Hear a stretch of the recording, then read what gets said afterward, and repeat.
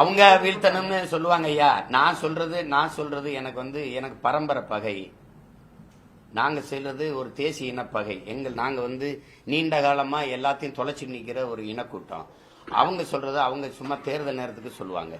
அவங்க திடீர்னு ஐயா கருணாநிதி சிலையில் போய் நினைவிடத்தில் போய் வணக்கம் போடுவாங்க, 100 ரூபாய் காசை வெளியிடுவாங்க, சும்மா பேசுவாங்க. அவங்க இதே பிஜேபி இந்த திமுக தயவுல 5 ஆண்டு ஆட்சியை நடத்தினவங்க தானே. இப்ப கூட திமுகவோட நட்பு பாராட்டி எல்லா மாநில முதல்வருமையிலையும் அமலாக்கத்துறை சோதனையை செஞ்சிருக்கு. அரவிந்த் கெஜ்ரிவாலை உள்ள வச்சிருந்திருக்கு. ஜார்க்கண்ட் முக்தி மோர்ச்சா அந்த தலைவர் அந்த ஜார்க்கண்ட் மாநில முதல்வரை சிறைப்படுத்தியிருக்கு. எல்லாம் செய்து சந்திரசேகர ராவ் மகன் மேல வழக்கு போட்டிருக்கு. ஆனா இந்த திமுக ஆட்சியாளர்கள் குடும்பத்து மேல எதுவுமே பாயலையே. காரணம் என்ன? ஐயா சந்திரபாபு நாயுடு, நிதிஷ்குமார் ஐயா 2 பேர் தயவுல ஆட்சி நடந்துகிட்டு இருக்கு. ஒருவேளை இதுல யாராவது ஒருத்தர் வெளியில போனா 22 உறுப்பினரோட உள்ள போவார். நடக்குமா நடக்காதா? அதுதான் பேச்சுப்பார். அதுக்காக அவங்க அப்படியே எல்லாம் நம்ம பார்க்காததா. அந்த காலத்துல இருந்து இதே நாடகம் தான் நடக்குது. அண்ணா பல்கலைக்கழக விவகாரத்துல கடுமையான விமர்சனங்கள் நீதிபதிகள் அரசு மேலையும் கமிஷனர் அருண் மேலையும் வச்சிருக்காங்க. அதை பத்தி நீங்க அது நியாயமானதுதான். இப்ப நீங்க நம்ம இப்படி பார்ப்போம்.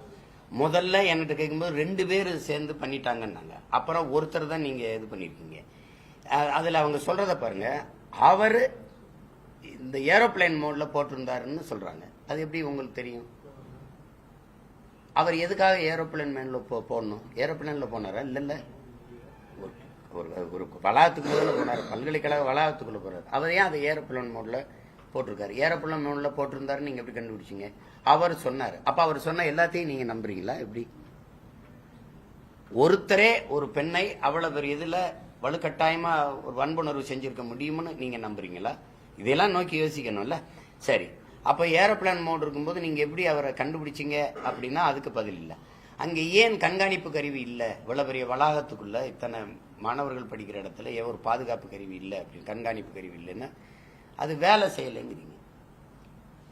எல்லா இடத்துலயும் வேலை செய்யல. சிறைக்குள்ள தூக்குல தொங்கின ராம்குமார் அது வேலை செய்யல. அந்த தொடர்வண்டி நிலையத்தில் அந்த பொண்ணை வெட்டி கொள்ளும்போது அந்த இடத்துல இருக்க சிசிடிவி வேலை செய்யல. வேற எங்கெங்க வேலை கொடநாடு கொலையில அந்த இடத்துல வேலை செய்யல.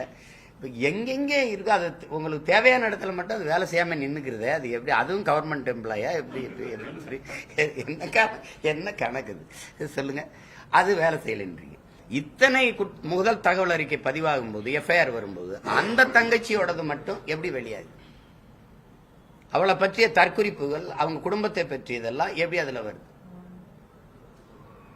இது எப்படி பார்க்கணும்? அவன் கொடுமையா வன்புணர்வு செஞ்சதை விட இது பெரிய வன்புணர்வா இருக்கு, பெரிய கூட பலாத்காரமா இருக்குது.